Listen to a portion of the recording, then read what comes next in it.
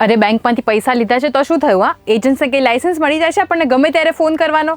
હા, શું કાકાને ફોન કર્યો? અરે આવી રીતના કોઈ એજન્ટ આપણા કાકાને કેવી રીતે ફોન કરી શકે? આપણી પ્રાઇવસીની કોઈ કિંમત જ નથી આ લોકોને. જો તમારી સાથે પણ આવું થતું હોય ને તો હવે ચિંતા ના કરતા, કારણ કે આરબીઆઈના આ નવા રૂલ્સ તમારી ઢાલ બનશે. હાય, હું છું હેલી. આરબીઆઈને ખબર પડી કે રિકવરી એજન્ટ્સ લોકોને માનસિક ત્રાસ આપી રહ્યા છે. બસ એટલા જ માટે થઈને આરબીઆઈએ નવા નિયમો બનાવ્યા છે. સૌથી પહેલાં તો એજન્ટ્સનો કોલ કરવાનો ટાઈમ ફિક્સ હોવો જોઈએ. એ લોકો તમને સવારના 8 વાગ્યા પહેલાં અને સાંજે 7 વાગ્યા પછી કોલ ના કરી શકે.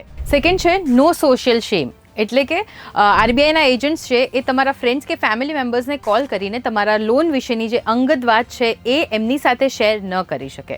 નો પ્રેશર ઇન ફંક્શન, એટલે કે જો તમારા ઘરે કોઈ લગ્ન પ્રસંગ હોય અથવા તો કોઈ એમરજન્સી સિચ્યુએશન ઊભી થઈ હોય તો એવા કેસીસમાં આરબીઆઈના એજન્ટ્સ તમને એમની સાથે વાત કરવા માટે ફોર્સ ના કરી શકે. નેક્સ્ટ છે ક્રેડિટ કાર્ડ અને ડાર્ક પેટર્ન્સ, એટલે કે ક્રેડિટ કાર્ડની જે લિમિટ છે એ આપણને પૂછ્યા વગર આપણી મંજૂરી વગર એ લોકો ના વધારી શકે. અને અમુક એપ્લિકેશન્સમાં કેન્સલ બટન એ લોકો હાઇડ કરીને રાખે છે, જે હવેથી બધું કરવું ઇલીગલ છે. આપણા કન્સેન્ટ વગર બેંક કંઈ જ ન કરી શકે.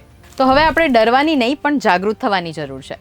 અને આ વિડીયોને સેવ કરવાની પણ જરૂર છે, જેથી કરીને તમને જો એજન્ટ ગમે ત્યારે ફોન કરે છે એકદમ ઓડ ટાઈમ ઉપર, તો તમે એમને સારી રીતે સારી ભાષામાં આ રીલ મોકલીને સમજાવી શકો છો કે ભાઈ હવે આવા ટાઈમે ફોન તું નહીં કરી શકે.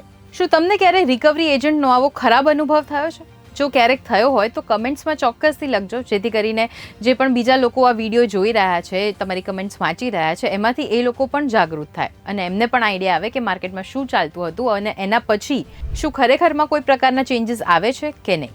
અને આવા જ ઇન્ફોર્મેટિવ કન્ટેન્ટ માટે તમે ગુજરાત સમાચારના પેજને ફોલો કરવાનું ના ભૂલતા.